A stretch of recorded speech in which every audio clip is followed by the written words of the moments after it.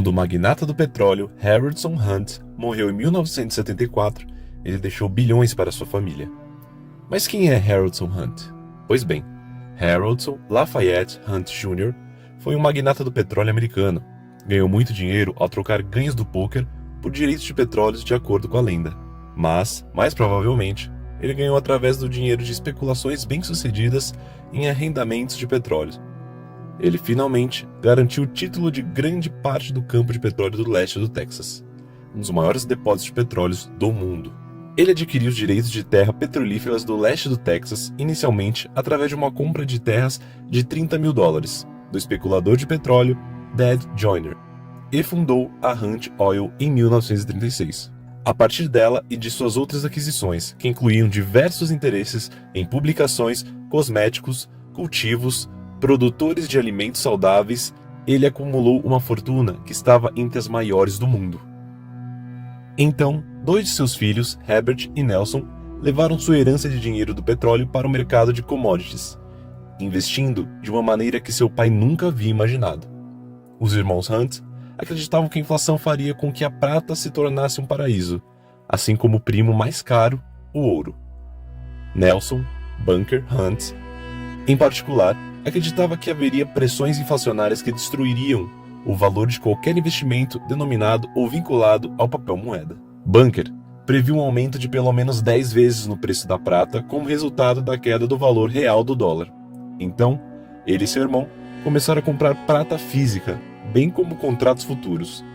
Em vez de fechar contratos com liquidação com dinheiro, um procedimento comum no mercado de commodities, os Hunts recebiam prata. Eles então estocaram essa prata e usaram suas grandes reservas do dinheiro para comprar ainda mais contratos futuros. Os bilhões em demandas provocaram um aumento da prata para mais de $50 por cota. Os irmãos cheios de prata continuaram a receber e pediram empréstimos pesados para tirar ainda mais futuros de pratas, uma vez que seu dinheiro imediato estivesse todo empatado. Notavelmente, $1 bilhão em compra de prata certamente movimentaria o mercado, mas os Hunts conseguiram ampliar esse salto alavancando a fortuna da família muitas vezes. O nome Hunt era considerado tão bom quanto o ouro, no que dizia respeito ao empréstimo, e os Hunts conseguiram obter capital a taxas muito mais baixas que os outros especuladores.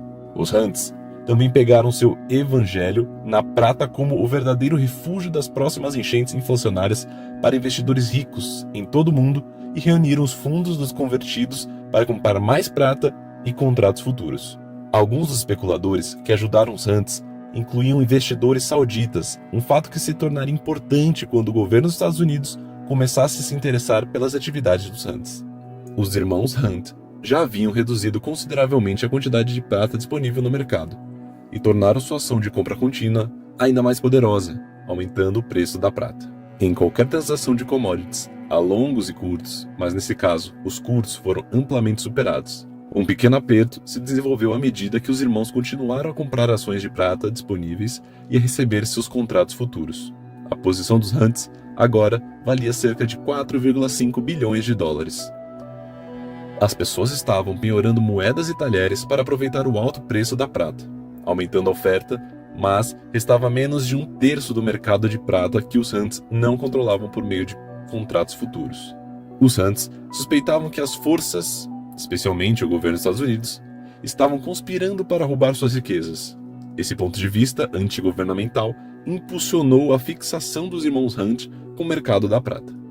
Com a taxa de inflação nos Estados Unidos em 1974 em quase 14%, Bunker e Herbert viraram a inflação, corroendo sua fortuna. Eles culparam o governo por imprimir muito papel moeda. Eles temiam que um colapso do dólar americano fosse inevitável. A única alternativa, na cabeça deles, era converter dólares em ativos tangíveis como ouro e prata. Assim, no início de 1974, os irmãos acumularam contratos futuros totalizando 55 milhões de cotas, ou cerca de 9% de toda a prata então existente no mundo. Os contratos futuros davam aos irmãos o direito de comprar prata a preços acordados em uma data combinada no futuro. As posses de prata dos Hunts permaneceram as mesmas por 5 anos. Então, em meados de 79, os irmãos, juntamente com os parceiros sauditas, possivelmente trabalhando para a família real saudita, compraram mais 43 milhões de cotas de contratos de prata na Bolsa dos Estados Unidos, com entrega a ser feita naquele outono. À medida que a data de entrega se aproximava, o preço da prata dobrou $8 por cota para 16 por cota em 8 semanas. À medida que a notícia da posição dos Hunts se espalhava, outros grandes comerciantes também começaram a comprar prata. As bolsas de mercadoria que negociavam prata estavam em pânico. Eles detinham apenas 120 milhões de onças de prata física, mais do que suficiente para cobrir entregas físicas em circunstâncias normais. No entanto, esse valor foi negociado apenas em outubro. Se os compradores de contratos futuros de prata quisessem receber mais prata física do que as bolsas tinham, as bolsas seriam exprimidas, forçadas a comprar prata do mercado aberto, o que elevaria ainda mais o preço da prata. O governo dos Estados Unidos ficou preocupado com o que viu, como uma clara tentativa de manipular a reserva de prata do país, e o fato de esse canto envolver o Oriente Médio acrescentou algum veneno à sua reação. Afinal, a crise do petróleo dos anos 1970 ainda estavam frescas na nação. Os reguladores federais de commodities introduziram regras especiais para evitar que mais contratos de posições longas fossem escritos ou vendidos para futuros de prata. Assim, no final de 1979, as bolsas de commodities mudaram as regras e declararam que nenhum investidor poderia deter mais de 3 milhões de cotas de contratos de prata. Ele também disse que todos os contratos acima de 3 milhões de cotas por comerciantes deveriam ser vendidos até fevereiro de 1980. Esse movimento impediu que os Hunts aumentassem suas posições, suspendendo temporariamente as regras fundamentais do mercado de commodities. As chamadas de margem dos empréstimos começaram a afetar as reservas dos Hunts a ponto de pagar milhões por dia em chamadas, taxas de armazenamento e juros. O nome Hunt, no entanto, manteve os irmãos à tona com termos fáceis e em capital de curto prazo. O Federal Reserve deu então um passo inusitado. Encorajou fortemente os bancos a pararem de conceder empréstimos para atividades especulativas. Quando ficou claro que o governo estava atrás dos scalps dos Hunt, seu crédito secou. Preocupações de que os Hunt possam não conseguir atender as margens com novos empréstimos e falir, puxando várias corretoras e bancos com eles, pressionaram ainda mais o preço da prata. Em 27 de março de 1980, uma data que ficou conhecida como Quinta-feira de Prata, os irmãos Hunt finalmente perderam uma chamada de margem e o mercado despencou. A prata liderou o caminho, caindo para menos de $11 desde sua alta de 48,70 dólares. Funcionários do governo consideraram um resgate para evitar o caos sistêmico. A ação foi vetada, no entanto, porque as agências governamentais não queriam ser vistas como subscrevendo especulações financeiras perigosas. No final, o nome Hunt se manteve verdadeiro e os irmãos organizaram um resgate privado de um consórcio de bancos e empresas.